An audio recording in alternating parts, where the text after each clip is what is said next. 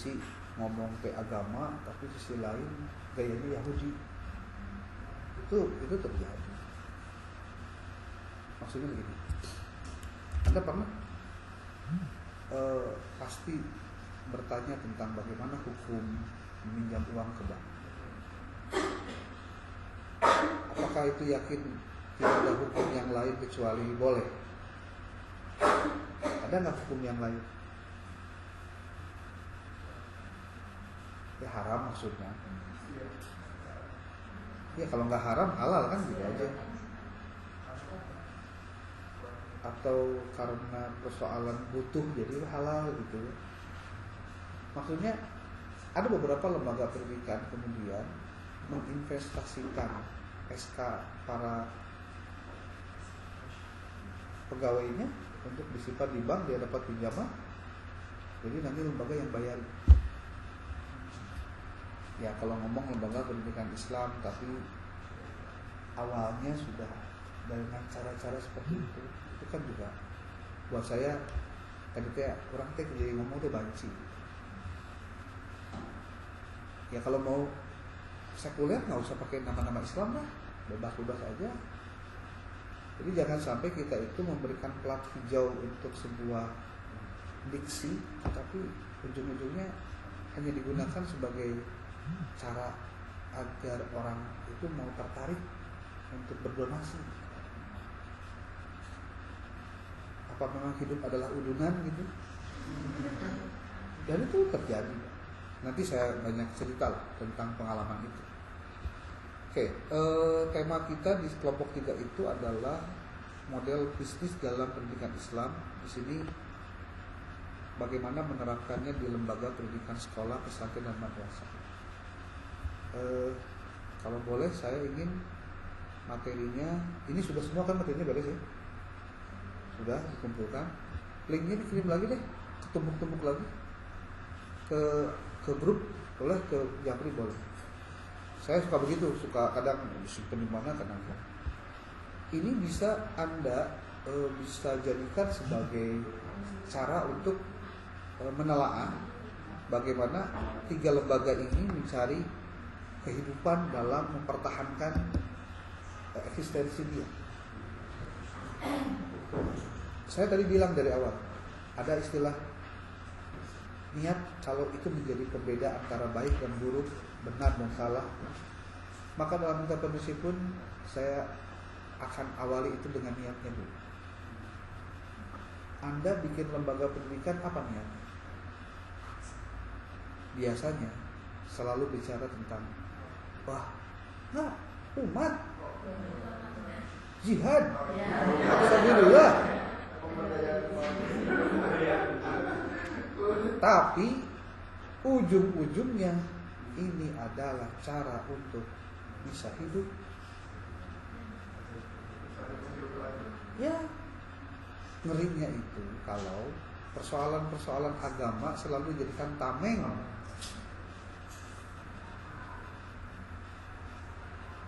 Cirinya apa? Saya tuh paling, mudah-mudahan saya tidak salah kaprah gitu ya ngomong ini. Maafkan saya kalau saya kadang suka emosional. Saya termasuk orang yang sampai hari ini gak punya lembaga pendidikan. Padahal saya itu tukang ngebina lembaga batu. Karena memang saya tidak mau. Nggak mau. Kenapa nggak mau? Ya nggak mau sih. Nggak mau. Biarkan orang-orang lain yang punya waktu banyak, punya kesempatan luang lebih luas, mereka melakukan. Kalau saya cukup saja menjadi orang yang support mereka.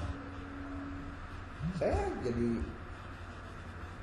sekretaris Yayasan Anu, ketua Yayasan Anu, Jaradi, namanya, punya lembaganya. Tapi saya tidak mendapatkan spesial pun dari penghasilan semua. Bukan saya mau ngapa-ngapain, saya mau kasih tahu Anda, kalau Anda mau terlibat di lembaga pendidikan Islam, niatnya mau apa?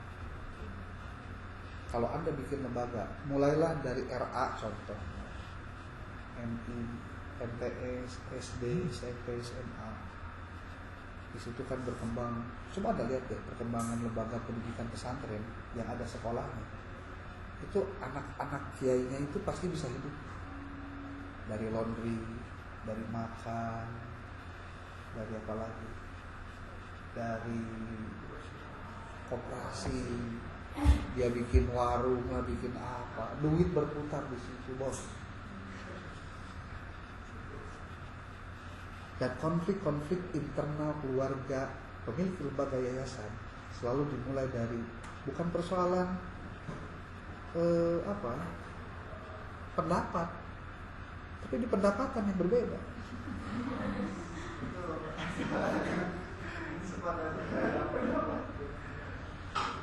Maksud saya mengatakan ini pada Anda, kalau Anda sekarang sedang ada di lembaga pendidikan, Anda bukan sebagai owner tapi Anda sebagai pekerja.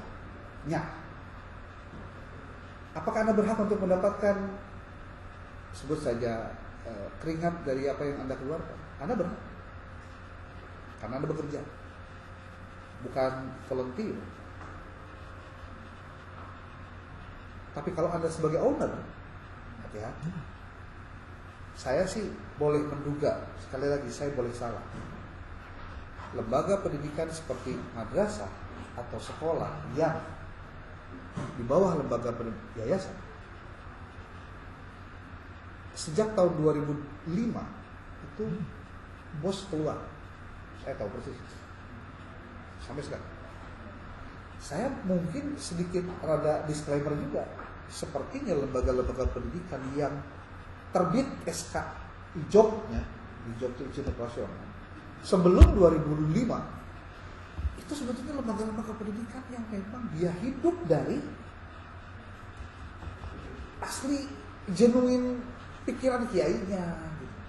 Kalau misalnya kan kiai itu nggak bikin bayaran santri, barulah.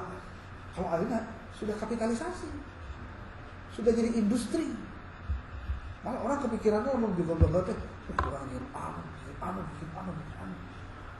Benar apa? Salah apa tidak? Pertanyaan. Kalau boleh saya sebut, di mana nilai ikhlasnya kalau begitu? Saya bukan arek menjadi orang yang ngadadak tasawuf, enggak, bukan itu maksud saya. Tapi cobalah hitung oleh Anda persoalan-persoalan hidup kita itu sebetulnya dari apa sih? Kalau boleh saya pernah merenung. Kalau nggak pernah merenung nggak apa-apa.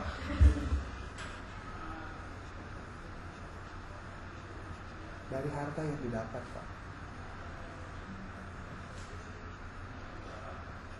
Saya tuh paling khawatir sekarang tuh sudah mulai hati-hati. Bahwa lama sembrono aslinya. Saya pelaku riba, minjem ke BRI itu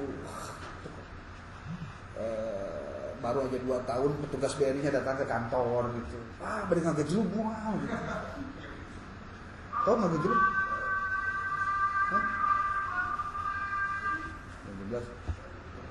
Ngagejlug tahu? Pinjam lagi uang, cicilannya ditutupi sama pinjaman baru gitu. Itu ngagejlug. Kali lubang tutup lubang. Pinjaman 10 tahun, baru 3 tahun. Tapi pas dapat uang ternyata bisa nutup yang 7 tahun. Bayar dulu yang 7 tahunnya. Jadi pinjamannya untuk bayar yang 7 tahun, sisanya buat kita.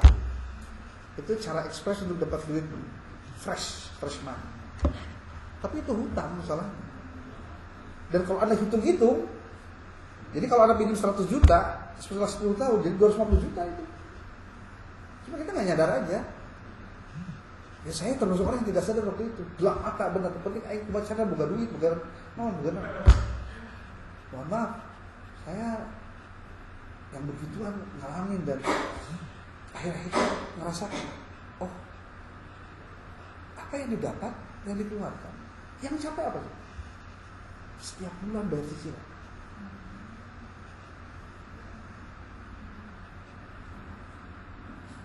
Saya usaha, selain ngajar, saya pernah bisnis. Dari mulai bisnis tanah, niat rumah, bisnis asuransi, bisnis bisa pernah saya gawe. Pernah saya kerja. Bahkan saya pernah disertasi mau saya tinggalkan gara-gara saya ada terlibat satu bisnis besar. Itu hati jadi dokter mau ini karena kawan, ini karena bisnis, benar. Tapi tersadarkan karena bisnisnya bubar, gitu, hancur. Jadi kembali ke jalan yang benar. Jadi memang kudu gitu lah memang.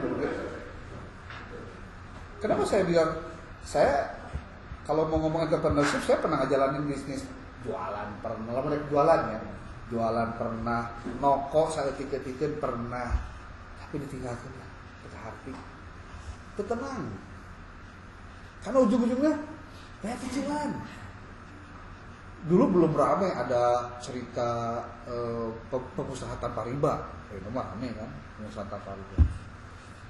Kalau dulu kan kalau nggak pinjam duit, kemang nggak bakal punya duit pak. Mau punya rumah, nggak bayar cicilan, nggak punya. Pokoknya apa lu punya, jadiin sebagai anggunan. Apapun, sertifikat tanah, gak ada ke. PPKB, gak ada ke. Dan saya pelaku itu.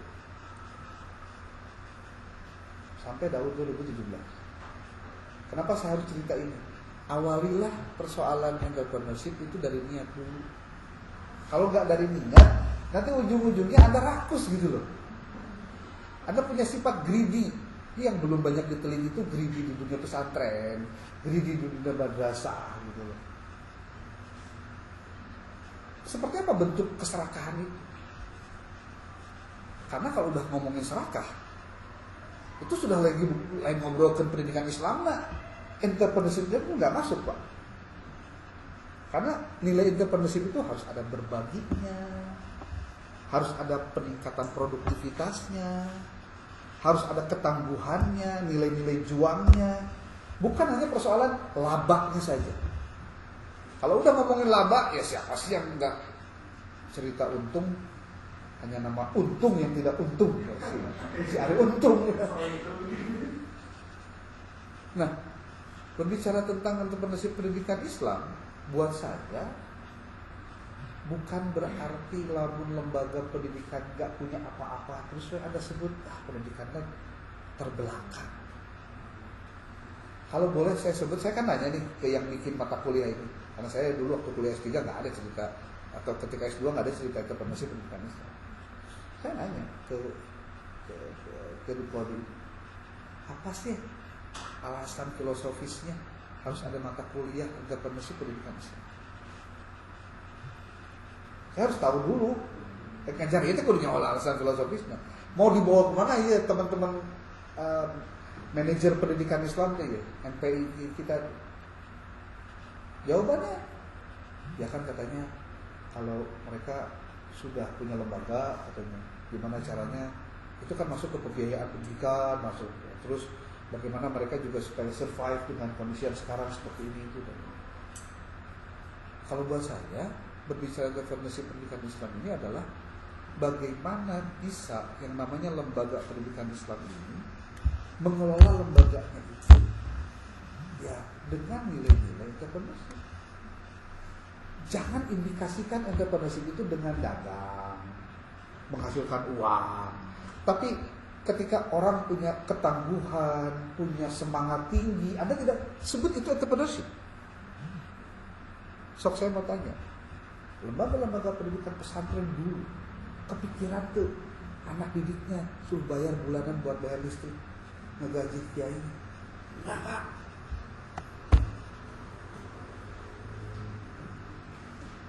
Dan itu genuine lembaga pendidikan Islam. Kalau Anda mau ngomong, kalau sudah ngomong madrasah, itu sudah model modern, model kekinian. Di situ ada sistem, di situ ada guru lagi kudu profesional, indikasi profesional sudah disertifikasi, punya NUPTK, coba punya ijazah minimal S1. Lembaga pendidikan pesantren ada batasan kriteria-kriteria begitu? Tidak ada pak. Yang dilihatnya kompetensinya, nges sabara tahun ngaji, terus bisa ngaji naon, ngalonggatna bisa atau itu kan gitu.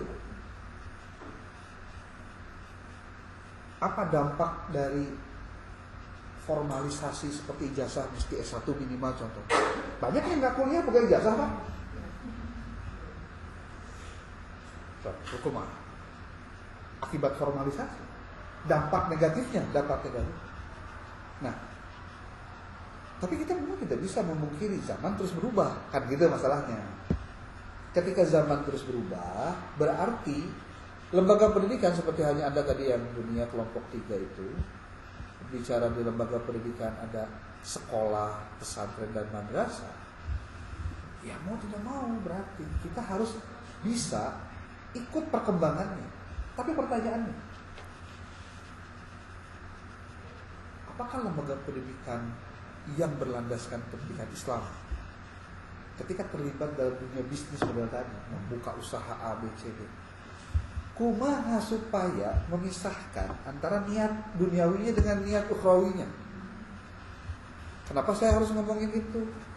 Karena orang kalau sudah ketemu duit itu nggak ada saudaranya.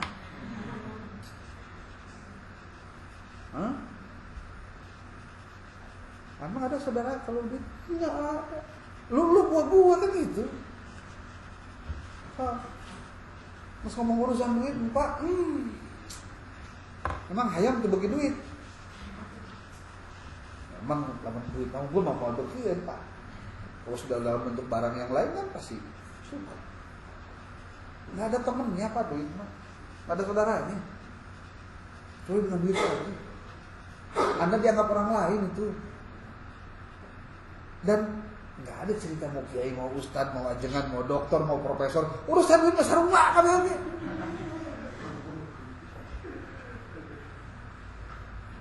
Lu can boga hayang nambahan boga, nu geus loba hayang nambah deui loba. Kan gitu rumus. Dan itu tidak akan pernah berakhir, saya bilang tuh. Enggak akan pernah berakhir. Hanya ada 2 cara Anda untuk bisa bertahan hidup dengan kehidupan hari ini, dengan gaya hari ini. 1, Anda naikkan pendapatan untuk menyesuaikan gaya hidup Anda, atau Anda menurunkan gaya hidup Anda untuk menyesuaikan dengan kebutuhan hidup. Maka kan cara pandang kita terhadap entrepreneurship jangan dianggap ya nu hebat mana usaha, nu hebat kalau mun geus boga mobil Alfa, danges otak orang teh geus kacau udah kalau menurut saya udah kacau tuh. Sok ada ya sesama laki-laki lah. Saya karena kawin geus lila usaha karena ngajar bukan motor teh yang eta we perkembangan. Cik bener kan ulang otaknya. Kita mau ngukur apa?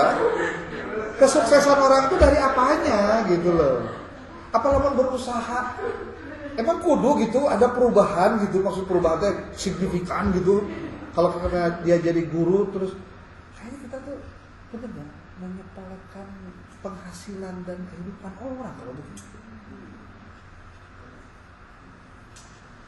Apalagi kalau misalkan mohon maaf Anda yang sudah berumah tangga lah setahun 2 tahun kehidupan pengen beda, apalagi punya teman yang kerjanya jadi apa tapi ternyata penghasilannya jadi wah gitu, Anda kan kaget juga. Padahal ternyata jerona korupsi kan orang tak apa. Ini model kasus kamari rame. Saya tuh nggak ngerti itu si siapa tuh yang hakim dapat 60 miliar tuh. Mobilnya edan, mobil ayam Bikon, mobil sport, burung. Pada jerona. Lamun ayeuna dia sebagai PNS jadi hakim saja. Bisa nggak tuh begitu? Kalau saya sekarang sudah sadar diri, sadarinya gini. Saya memang di jalur pendidikan, jalurnya jalur pengabdian. Kalau apa yang saya dapatkan beda dengan orang yang usaha, yang berbisnis. Nggak usah saya rabak, biasa weh. Tadi orang, maka kadang-kadang sok jadi minder orang nak. Ya Allah, pengen coba untuk itu saja. Anda bisa bayangkan dulu di lembaga pendidikan kita, guru-guru yang PNS. Saya ingat tahun 2001 saya jadi PNS. Ada salah satu teman guru saya, teman sesama guru bilang gini, kami sebenarnya lamun kurang gaji ke 10 juta, kenapa meureun hirup teh? Waktu itu gajinya 1,5 juta. Dia 1,5 juta, saya 800, 80%. Saya bilang, teu kitu oge. Boang ke mau meureun aku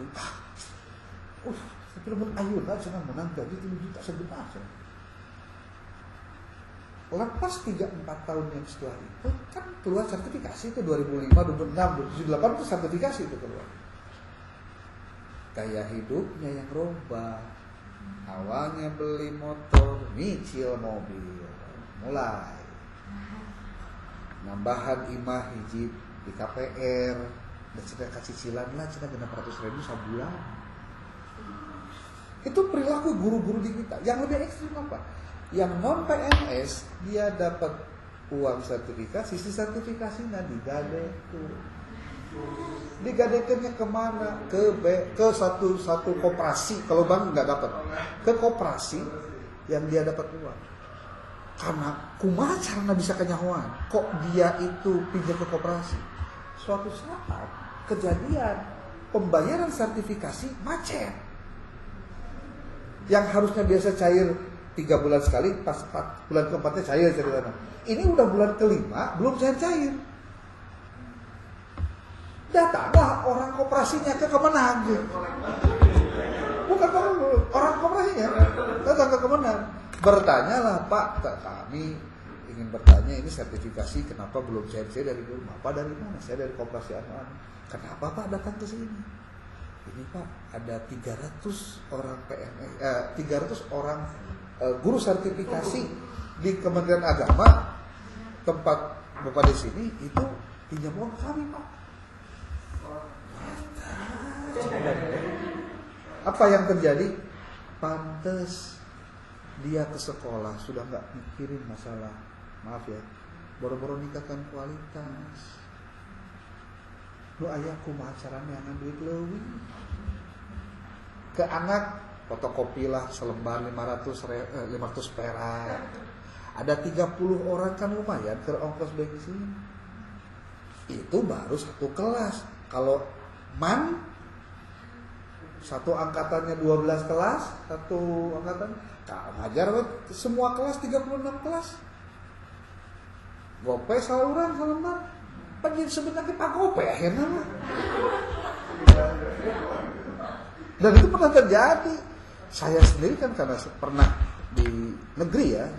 Saya pernah di madrasah aliyah negeri. Perilaku jadi saya ngerti awalnya saya ngerti, terus jadi ngerti di bejaan gitu. Si bapak eta mah kamu tiap ngajar pasti kudu fotokopian. Fotokopian teh gope salembar. Salembar teh sapoe sakali teh foto. Ai noran mah enggak minggu sampai kumaha.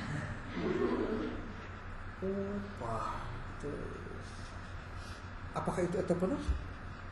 Anda mau nyebut itu entrepreneur? Jualan buku dijual masih wajar. Jualan tapi itu fotokopian sebenarnya nanti mah copy paste di mana. Kalau buat saya lebih berharga guru nulis dan nulisnya dihargai oleh siswanya. Kalau misalkan siswa terlalu receh karena masih kecil, ya jual keluar. Tapi kalau enggak, ya sudah, Anda nggak usah berharap dari yang lain karena memang di Indonesia untuk penghargaan terhadap penulis masih rendah. Anda harus tahu itu. Jadi kumaha tuh saya usaha ketika saya di dunia pendidikan. Makanya suka ada nih guru tuh isuk ketika berang di kelas, sore sampai malam di jalan ngojek. Ada yang sampai jualan mie tek-tek atau nasi goreng. Kalau buat saya itu jauh lebih hebat daripada jabatan. Kalau memang Anda mau benar-benar usaha.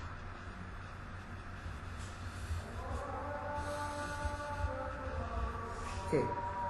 Tapi sekali lagi, saya berharap Anda tidak kecil hati ketika saya berbicara seperti ini. Tapi itulah realitas. Kalau Anda tidak percaya, gini aja deh. Kita renungi satu perjalanan hidup Anda.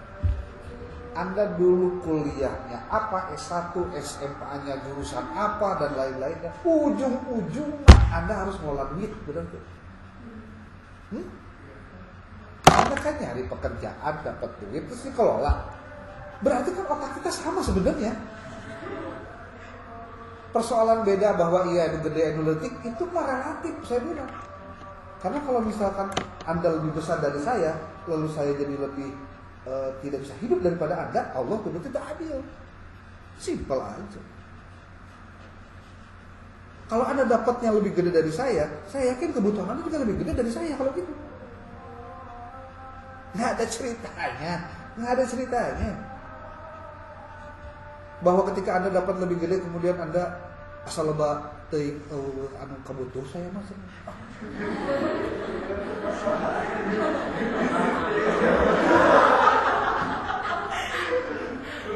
Duit loba kabutuh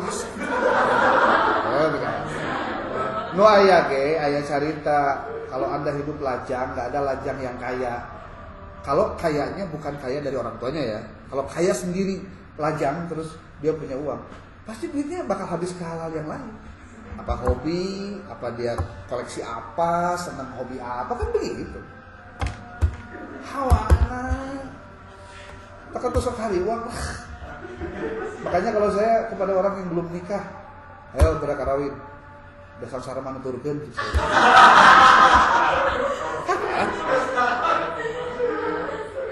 Dan kebanyakan, sorry ya, dan ini faktanya, banyak laki-laki sekarang yang harusnya mapan dan siap menikah, itu dia tidak berani menikah karena biaya nikahnya tinggi. Gedungnya, resepsinya, pre-weddingnya dan sebagainya. Kan 200 juta mah kudu. Atuh bareng kalau kan liur. Makanya mungkin ini pesan moralnya. Siapapun Anda, ini bicaranya entrepreneurship. Saya melihat ada juga fenomena menarik di TikTok yang saya pernah lihat itu. Spill dong nikah murah gitu. Kawinnya di KUA, makannya bakso, 7-8 juta buat bayar makan doang sekeluarga gitu, keluarga besar. 1 juta habis cuma 13 juta sampai 15 juta. Selesai nikah. Duit sisanya pakai buat nabung dong, buat masa depan. Saya bilang, ini kepepet apa memang pikiran cerdas? Karena beda tipis ya, beda. Tapi saya yakin ini lahir karena sebuah keresahan. Jangan sampai terjadi tersunat-sunat acan menghalangi yang wajib. Menikahnya wajib, tapi terhalangi oleh resepsi, gedung, baju, segala lupa. Ya itu kan bahasa kia. Dan bahasa perempuan yang lebih aduh, tahun dia tadi. Oh iya mermainya. Lain terupun-rupun aksan sih kan.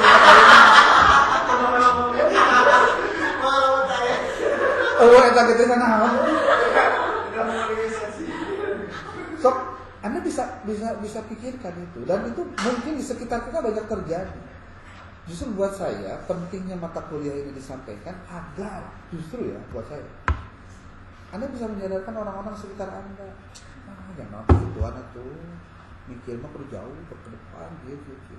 Tapi itu harus dimulai dari cara berpikir dan sikap kita yang berbeda memang terkait dengan ekonomi.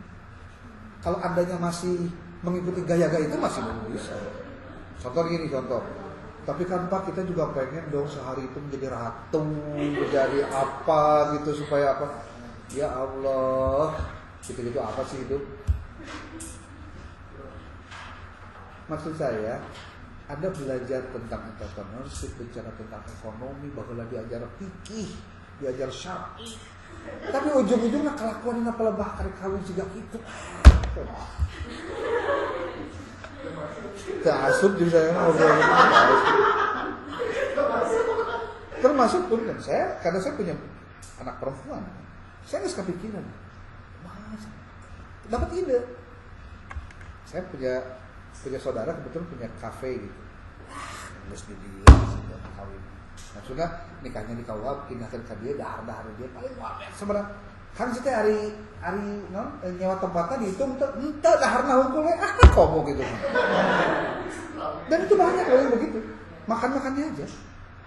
Sok siapkan dahar sekian orang pesan. Saya udah kepikiran begitu. Namun lainnya calon mitohana atau calon besan saya tetap sepakat ya. Emang nggak laki sih ya unggul gitu ya. Anu saya dia. Tinggal ngomongnya ke anak saya udah ngomong ke anak saya begitu. Udahlah jangan jadi gituan. Karena tetangga saya ada yang begitu. Ya 300 juta. 300 juta. Cik saya mah kudu mah tong ngomong. Iya dia ngomong jangan ngomong. Orang yang kawin ngomong gitu. Teh yang disebut wah atau kumaha. Tapi kebayang teu micen duit sapoeun.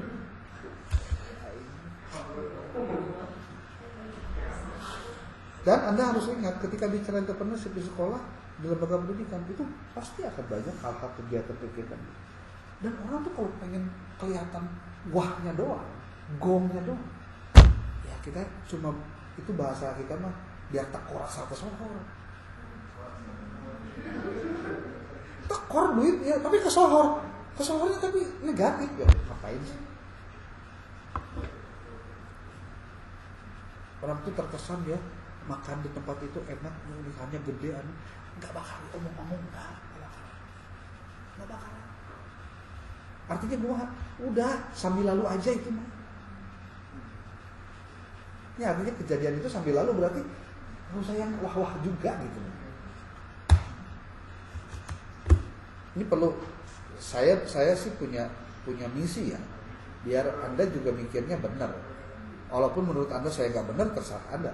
Tapi kalau buat saya, kayaknya kita tuh jangan termasuk orang-orang mubazir. Hanya karena punten disebut masa kepala dinas, masa jabatan anu nikahinnya kayak gini, apa kata dunia. Suka ada yang begitu-gitu ya, suka memperbandingkan hanya untuk memperlihatkan bahwa posisi kamu di sana itu dihargai orang. Masa nikahin anaknya kayak gitu-gitu, nanti apa kata dunia, orang-orang mau ngomong apa gitu. Saya nggak bisa ngomong kalau orang ini sudah pola pikirnya kayak gitu. Nggak suka banget.